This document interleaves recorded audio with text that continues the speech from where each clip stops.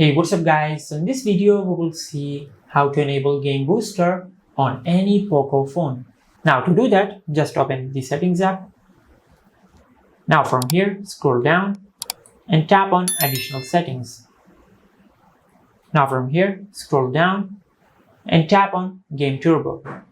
Now the Game Booster feature is called Game Turbo on this Poco phone.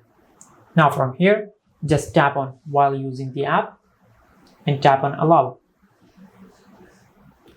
Now from here, if you tap on the plus icon, you can add games in your Game Turbo. Just add a game by just enabling this toggle. Just like that.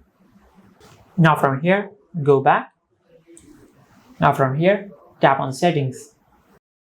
Now from here, you can enable Game Turbo and also you can enable in-game shortcuts. Now from here, if you tap on performance, you can enable performance optimization.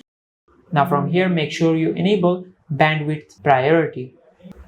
Now from here, scroll down and enable Mi Wi-Fi speed boost, and it will boost the speed of your Wi-Fi when you play games. And this is how you can enable the Game Booster feature on any Poco phone.